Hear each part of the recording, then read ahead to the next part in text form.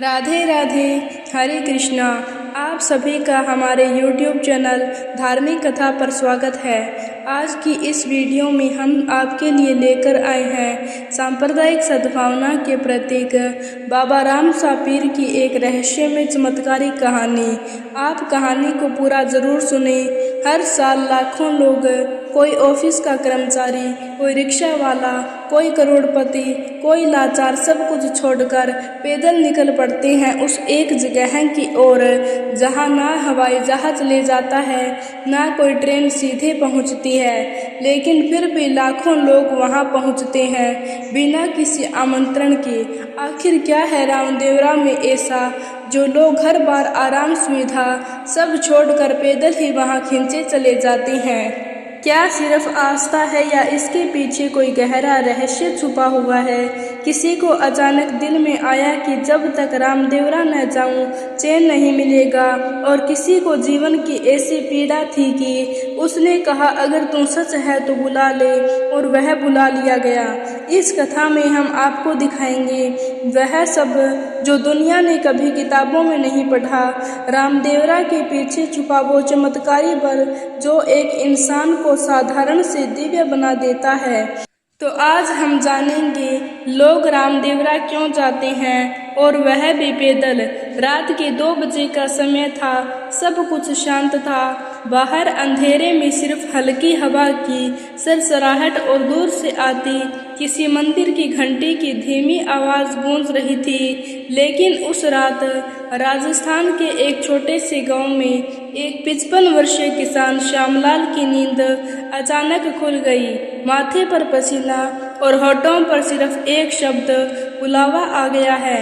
बिना किसी योजना, बिना किसी तैयारी उसने तुरंत अपनी पत्नी को जगाया और बोला, मैं रामदेवरा जा रहा हूँ पैदल।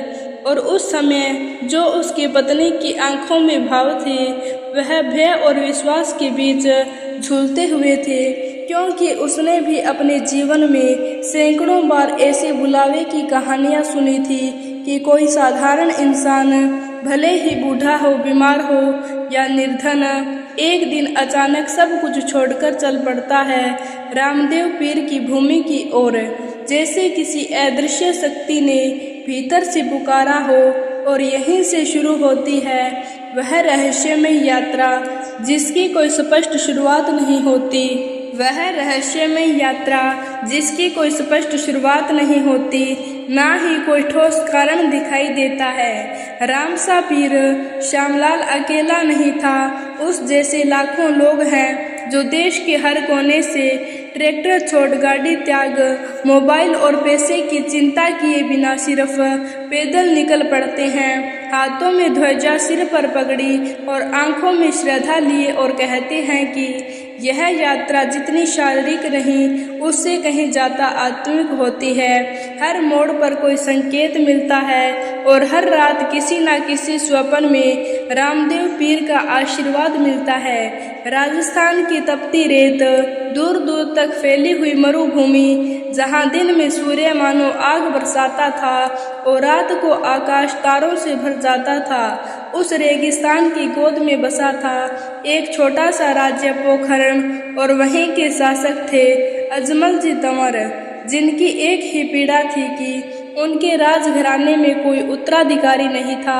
वर्षों तक उन्होंने व्रत, पूजन, तपस्या, तीर्थटन सब कुछ किया, लेकिन संतान नहीं हुई। और तब एक दिन जब वह निराश होकर विष्णु भगवान के मंदिर में जाकर अंतिम बार प्रार्थना कर रहे थे, उसी रात उन्हें स्वप्न में भगवान श्री कृष्ण के दर्शन हुए।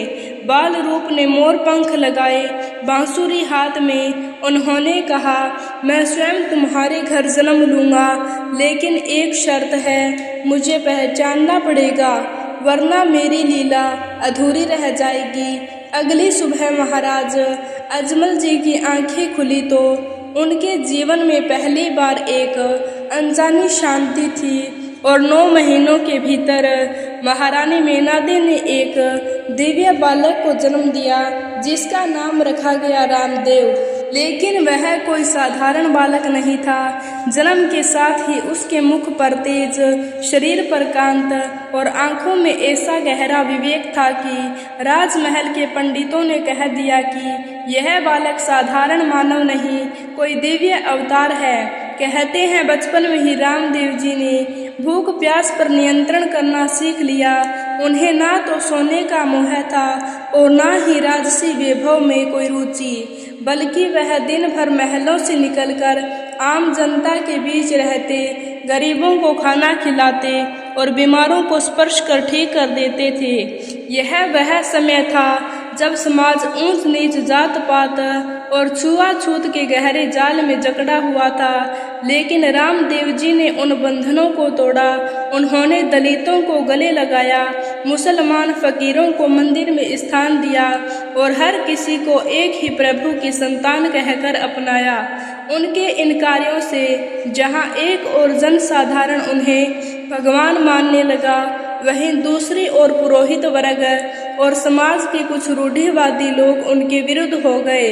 लेकिन रामदेव जी अपने मार्ग पर अडिग रहे। कहते हैं उन्होंने केवल 33 वर्ष की आयु में ही समाधि ले ली, लेकिन मरते समय उन्होंने कहा, मैं समाधि में नहीं सोऊंगा, मैं जीवित रहूंगा और जब भी कोई मुझे पुकारेगा मैं उसके पास उपस्थित हो जाऊंगा। यही कारण है कि आज भी लोग कहते हैं कि रामसा पीर जीवित संत हैं। वह अपने भक्तों के साथ चलते हैं, उन्हें मार्ग दिखाते हैं और जब कोई संकट में होता है तो अचानक कोई घोड़े पर बैठा सफ़ेद वस्त्रधारी उसकी मदद करने आ जाता है और बाद में पता चलता है कि वह कोई और नहीं, खुद रामदेव पीर थे। यही वह चमत्कारी उपस्थिति है जिसने उन्हें सिर्फ राजस्थान तक सीमित नहीं रखा, बल्कि गुजरात, हरियाणा, उत्तर प्रदेश, महाराष्ट्र, मध्य प्रदेश से लेकर पाकिस्तान के सिंध तक में लाखों लोग उन्हें रामसा पीर कहकर पुकारते हैं। हिंदू उन्हें भगवान का अवतार मानते हैं और मुस्लिम उन्हें पीर, लेकिन दोनों के दिलों में उनके लिए एक ही श्रद्धा है और यही कारण है कि उनकी समाधि पर आज भी मंदिर और मस्जिद दोनों हैं और वहाँ दीपक जलाने वाले हाथों में ना कोई धर्म होता है और ना ही कोई पहचान, बस एक विश्वास होता है जो कहता है जो भी सच्चे दिल से बुलाए रामदेव जरूर आते हैं। और यही चमत्कारी विश्वास वह बीज है जो हर साल लाखों कदमों को इस तपती रेत में पैदल खींच लाता है, बिना आमंत्रण, बिना प्रचार, केवल बुलावे से। हर साल अगस्त सितंबर के महीने में जब राजस्थान की धरती पर सावन और भादवा की तपिश अपने चरम पर होती है, तब देश भर के लाखों लोग अपने गांवों शहरों से अचानक उठ खड़े होते हैं। कोई हनुमानगढ़ से, कोई बीकानेर से, कोई अलवर, आगरा, इंदौर, पंजाब, नागौर, सूरत, अहमदाबाद, दिल्ली, यहाँ तक कि पाकिस्तान के सिंध से। इन लोगों के पास ना कोई ऑनलाइन बुकिंग होती है, ना होटल का अरेंजमेंट, ना कोई गूगल मैप और ना किसी ट्रेवल कंपनी की गाइड। इनके पास बस एक चीज़ होती है, रामसा पीर का बुलावा। यह लोग अक्सर साधारण किसान, मजदूर, व्यापारी, औरतें, बुजुर्ग, यहाँ तक कि विकलांग तक होते हैं, जिनके लिए 400, 500 या 1000 किमी तक पैदल चलना सामान्यतः असंभव माना जाता है। लेकिन जब बुलावा आता है तो वह असंभव भी सहज बन जाता है। यात्रा का कोई निश्चित रूप नहीं होता, लेकिन हाँ, एक गहरी परंपरा जरूर होती है। लोग झुंडों में चलते हैं, एक दूसरे की सेवा करते हैं, रास्ते में झंडा लेकर चलते हैं जिसे ध्वजा यात्रा कहते हैं, और जिस घर से यात्रा शुरू होती है वहाँ बाकायदा दीपक जलाकर धूप दीप और मंत्रों के साथ रामदेव पीर को आमंत्रित किया जाता है कि हे रामसा पीर, हमारे साथ चलिए। जैसे ही यात्रा शुरू होती है, रास्ते में एक अलग ही दुनिया बन जाती है। कुछ लोग नंगे पांव चलते हैं, कुछ सिर पर कांवर जैसी टोकरी के सामान रखते हैं, कुछ भजन गाते हुए चलते हैं और कुछ पूरी यात्रा मौन व्रत में रहते हैं। ऐसा लगता है मानो एक अदृश्य शक्तिशाली ऊर्जा ने इन लोगों को धकेल रही हो, संभाल रही हो। कितने ही लोगों ने बताया कि रास्ते में जब उनके पास खाना नहीं था तब अचानक कोई अनजान बुजुर्ग आकर उन्हें खाना दे गया, और जब उन्होंने पीछे मुड़कर देखा तो वह व्यक्ति कहीं भी दिखाई नहीं दिया। यात्रा के दौरान जगह जगह लोग सेवा के लिए खड़े मिलते हैं। कोई लस्सी पिला रहा होता है, कोई दलिया, कोई नींबू पानी, और कोई बिना पूछे जाने सिर्फ पूछता रहता है, राम सापीर का ध्वजा है ना, कुछ खाओ। कई बुजुर्ग जिनके घुटने जवाब दे चुके होते हैं वह भी चलते हैं और कहते हैं कि जब दर्द बढ़ता है तो रामदेव खुद सहारा देते हैं। एक बार गुजरात के एक युवक ने पूरी यात्रा घुटनों पर चलकर पूरी की थी, और उसका कहना था कि जब वह गिरने लगता था तो किसी ने हाथ पकड़कर उसे संभाला, लेकिन वहाँ कोई दिखाई नहीं देता था। ऐसे अनुभव जब शब्दों में ढालने की कोशिश होती है तो तर्क चुप हो जाते हैं और केवल श्रद्धा बोलती है। यही कारण है कि आज तक कोई वैज्ञानिक, कोई तर्कशास्त्री और कोई मनोवैज्ञानिक इस सवाल का उत्तर नहीं दे पाया कि वह कौन सी शक्ति है जो एक साधारण मनुष्य को धूप में जलते हुए 1000 किलोमीटर चलने की प्रेरणा देती है। और जवाब हमेशा एक ही आता है, जिसे बुलावा आता है उसे चलना ही पड़ता है, क्योंकि रामदेवरा बुलाता नहीं, खींचता है। और जब कोई उसके दरबार में पहुंचता है तो एक अजीब सी शांत लहर उसके हृदय में उतर जाती है, जैसे जीवन के सारे बोझ वहीं गिर चुके हों। यही वजह है कि यह यात्रा आज भी केवल परंपरा नहीं, एक जीवंत चमत्कार है। हर साल भादवा सुदी बीज के दिन जब रामदेवरा में लाखों दीपक जलते हैं, वातावरण में एक अदृश्य उपस्थिति का आभास होने लगता है।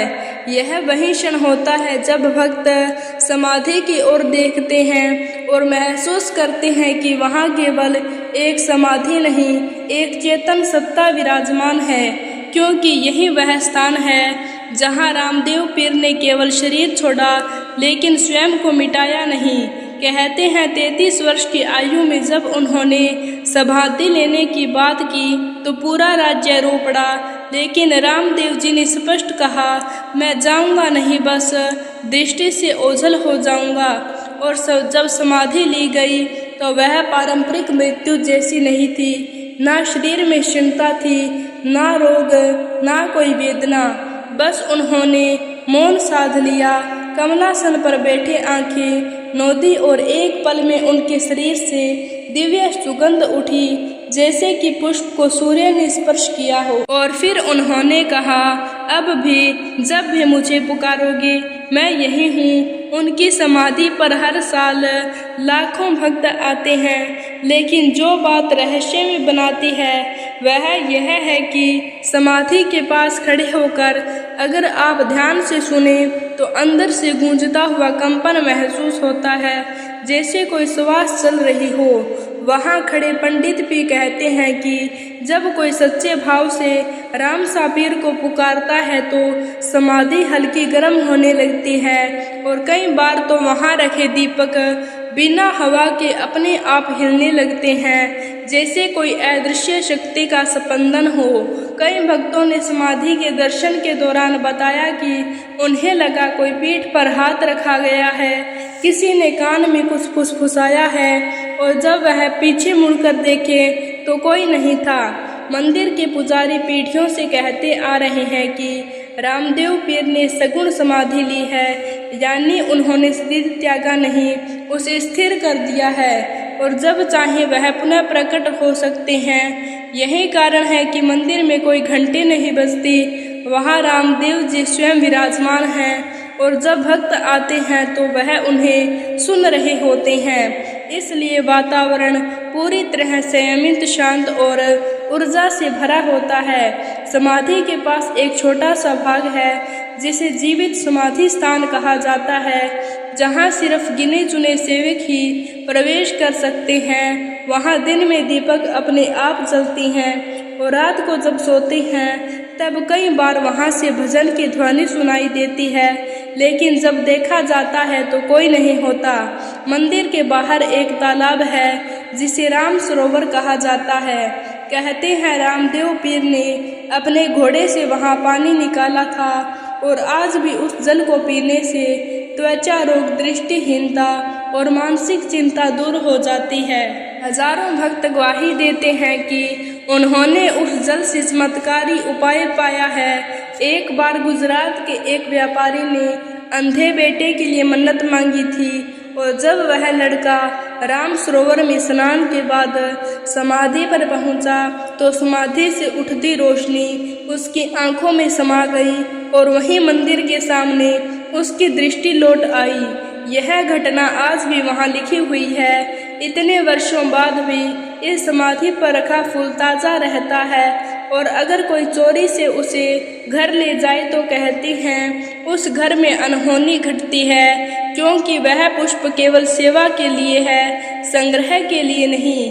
यह सब कहानियाँ नहीं, अनुभव है। और यही वह वजह है कि रामदेवरा मंदिर केवल ईंटों का ढांचा नहीं, एक जीवंत चेतना है, एक खुली आंखों से देखे जा सकने वाले चमत्कार, जहां लोग सिर झुकाने नहीं, संवेदनाओं को महसूस करने आते हैं और जब लौटते हैं तो उनके भीतर कोई और ही आत्मा होती है। जब उन्होंने समाधि पर शीश टेका तो ऐसा लगा मानो किसी ने उनके भीतर का सारा बोझ बाहर खींच लिया हो। यह कोई कल्पना नहीं, यह अनुभव है उन लाखों लोगों का जिन्होंने यात्रा को किया है। एक बूढ़ा मुस्लिम फकीर जो 90 साल की उम्र में बिना चप्पल के पाकिस्तान से चलता हुआ आया, कहता है कि रामसा पीर का बुलावा था बेटा, इसलिए हड्डियां भी चल पड़ी। एक महिला जिसने कैंसर की आखिरी स्टेज में यह मन्नत मांगी थी कि अगर जिंदा रही तो पैदल रामदेवरा जाऊंगी, जिसने अस्पताल से निकलते ही बिना इलाज के यह यात्रा पूरी की और जब वापस आई तो उसके सारे रिपोर्ट्स नेगेटिव थे। डॉक्टर हैरान थे, लेकिन वह सिर्फ मुस्कुरा रही थी और कह रही थी कि मेरा इलाज तो वहाँ हो गया। ऐसे हजारों नहीं, लाखों उदाहरण हैं। किसी की कोख भर गई, किसी का खोया बेटा मिल गया, किसी का मकान बन गया, किसी की आत्महत्या की सोच खत्म हुई, क्योंकि रामदेवरा केवल एक स्थल नहीं, वह एक उपचार स्थल है, आत्मा का, मन का और जीवन का। और जब लोग वापस लौटते हैं तो उनके चेहरे पर अलग ही आभा होती है, कुछ शांत, कुछ चमकदार, कुछ ऐसा जो शब्दों से नहीं केवल आंखों से समझा जा सकता है। इस यात्रा के बाद लोग केवल अपने लिए नहीं जीते, वे सेवा करने लगते हैं। रामसा पीर की ध्वजा को अगले साल कोई और दुखी व्यक्ति को सौंप देते हैं और बोलते हैं अब तेरा बुलावा है। रामदेवरा यात्रा में कोई टिकट नहीं लगता, कोई वीजा नहीं लगता, कोई जात पात नहीं, कोई धर्मधारा नहीं। यहाँ केवल वह पहुँचता है जिसे बुलावा जाता है। वह कभी इसके लिए मना नहीं कर सकता, क्योंकि रामसा पीर बुलाते नहीं, खींच लेते हैं। और जब आप एक बार वहां पहुंच जाते हैं तो फिर जिंदगी दो हिस्सों में बंट जाती है, रामदेवरा से पहले और रामदेवरा के बाद। यह थी रामदेवरा की अलौकिक, अद्भुत और रहस्य से भरी यात्रा, एक ऐसी कथा जो पैरों से नहीं आत्मा से चलती है, जहां मंजिल कोई मंदिर नहीं बल्कि एक अनुभव है, एक परिवर्तन है। शायद इसलिए हर साल लाखों लोग बिना किसी प्रचार के, बिना किसी दिखावा के, सिर्फ विश्वास के सहारे पैदल चल पड़ते हैं। यह यात्रा जितनी बाहर की है उससे कहीं ज़्यादा भीतर की है। अगर आपको भी इस कथा ने भीतर तक छू लिया हो, अगर आपने भी महसूस किया हो वह रहस्यमय बुलावा, तो इस वीडियो के कमेंट में ज़रूर बताएं। अगर आपको भी कभी रामसा पीर का बुलावा आए या जाने का मौका मिले तो इस मौके को हाथ से न जाने दें। बाबा के दरबार में आस्था के साथ अपनी हाजिरी ज़रूर लगाएं। तो दोस्तों, उम्मीद है आपको यह जानकारी अच्छी लगी होगी तो वीडियो को लाइक शेयर और ऐसी ही धार्मिक रहस्यमय कहानी के लिए हमारे चैनल को सब्सक्राइब ज़रूर करें। जय राम सापीर की। धन्यवाद। राधे राधे।